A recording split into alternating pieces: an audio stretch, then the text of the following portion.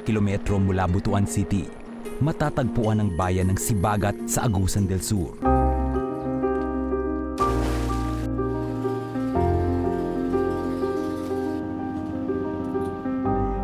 Simple.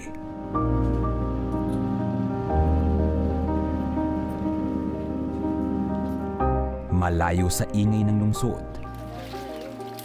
Kayang iahon ang pamumuhay ng mga tao rito kung natutugunan ang kanilang karapatan sa tubig.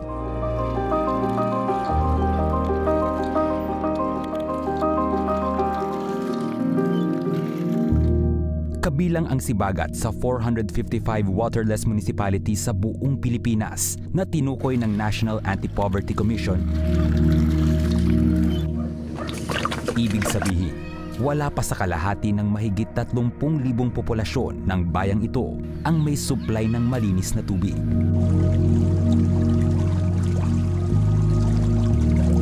Kaya para tugunan ito, kasama ang Sibagat sa proyektong Salin Tubig o Sagana sa Ligtas na Tubig sa Lahat.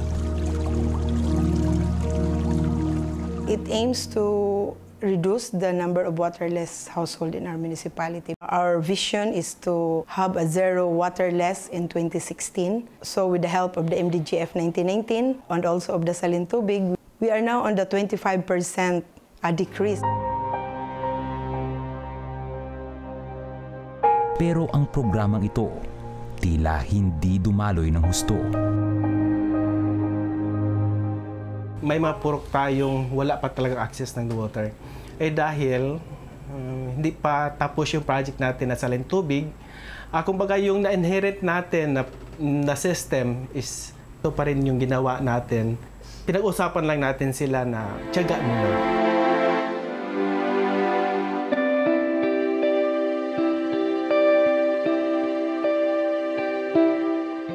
Katumbas ng pagkaantala ang hirap at sakripisyo ng mga taong halos araw-araw nag-iigit.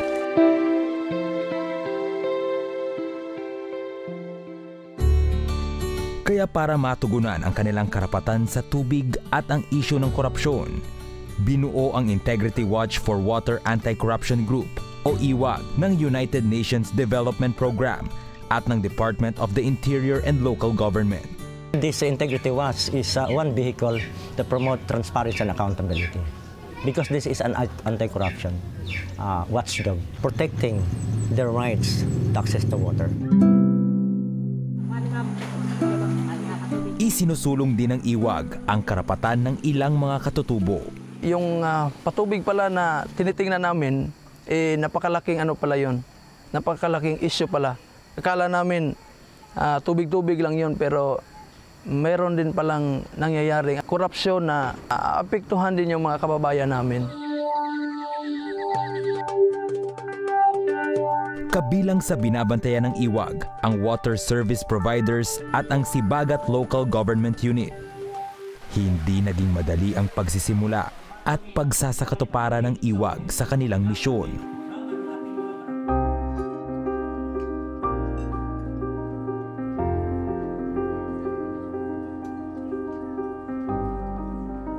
Dahil walang pamasahe, matyagang nilalakad ni Isagani Yamomo ang daang ito papunta sa mga aktibidad ng IWAG.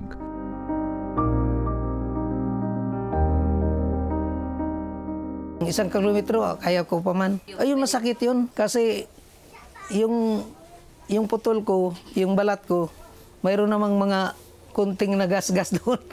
Nagtitiis lang ako para makapunta ako doon sa symposium namin.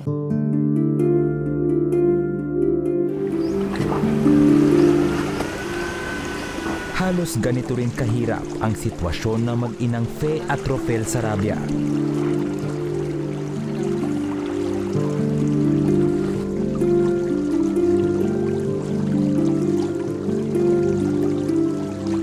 Pamasahe namin papunta ron, yun. Tatawid ka pa ng ilog para lang makapunta sa amin at mga 1 kilometer pala galing sa ilog papunta sa amin. Bukod dito, sumanga pa ang problema ng ilang miyembro tuwing naaapektuhan ang kanilang pamilya. Bilang vice-presidente ng IWAG, oras at pawis ang inilalaan ni Ramon Ligason para matutukan ang mga responsibilidad sa grupo. Kaya naman aminado siyang madalas na isasantabi niya ang pangangailangan ng kanyang mga anak at asawa. Nagtampuhan kami ng patuloy ko yung pag-attend ng mga seminars ng IWAG. Yung bunso naman nagsabi niya na,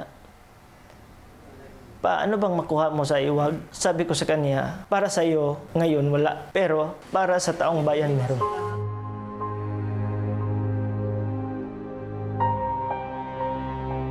There was a time I feel like quitting because one of my nieces got sick with dengue fever. So, yun, ang acute bronchitis, ayaw kong ma-miss yung kahit anong session doon sa mga ginawa naming seminar noon.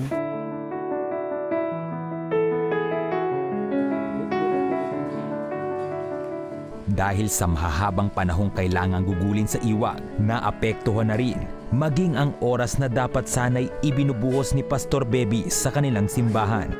May mga kasamahan ako, lalo-lalo na sa amin, sa mga pastors, kung minsan tinatanong nila ako nga, bakit halos palaging nasa IWAG ka na lang?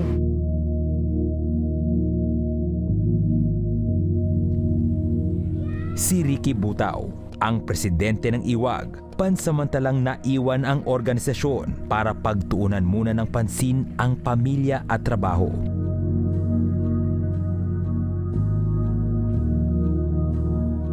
Nung pagkakasakit ng kapatid ko, hindi nga, mismo nga doon sa sarili kong pamilya, sa mga anak ko, medyo napabayaan ko na. Pangalawa, dito po sa tinatrabahoan ko, siyempre, yun po talaga pinagkukunan ko ng hanap buhay, yung trabaho ko sa LGU.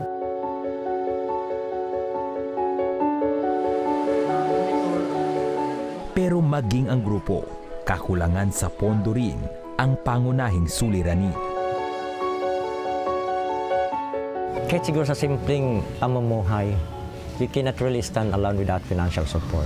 Like the office that you are staying now, I'm paying the monthly rental. It's my personal money, 4,000 a month. Because if I don't, kawawa naman yung membro ng IWAG namin.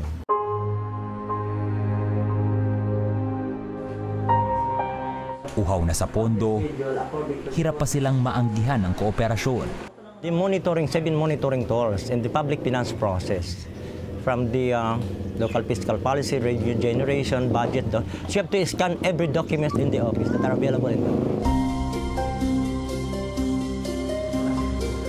Inaamin naman ng grupo na marami pa silang kailangang matutunan at gamayin sa sistema. Gaya na lang ng pag-unawa sa ginagamit nilang monitoring tools na sadyang naging technical daw.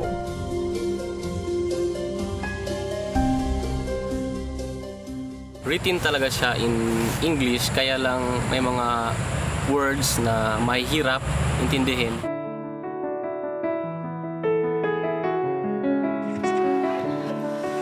Nagsisimula pa lang, parang nakasandal lang kami doon sa isang tao na alam namin mas may malawak na kaalaman at expertise. Naisipan ko na mag-aral ngayon para ba maiba yung tingin ng mga tao na negatibo sa amin na ito pala yung mga tao may mataas na pinag-aralan.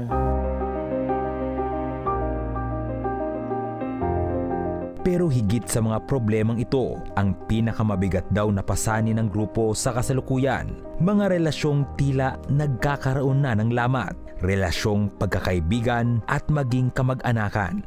Dati naman po magkakaibigan naman yung taga-IWAG at saka yung mga taga-water service providers. Pero nung starting ng monitoring, doon na nasisira yung pagkakaibigan.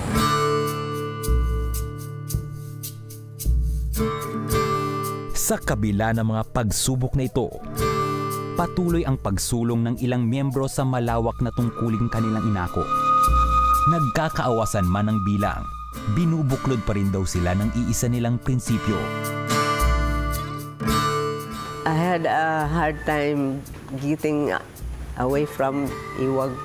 Talagang may malaking pagbabago sa aming komunidad kung sila ay makilahok at makikialam kung ano na ang mga nangyayari dito sa mga kapirahan ng gobyerno, lalo na sa patubig.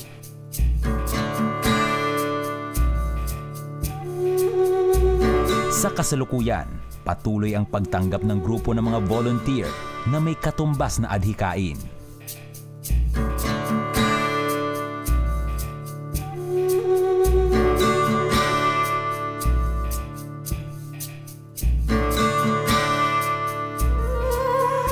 Ang pangarap nilang pagsulong, huwag sanang anurin ng bulok na sistema at mga balakid para tuluyan silang makaahon.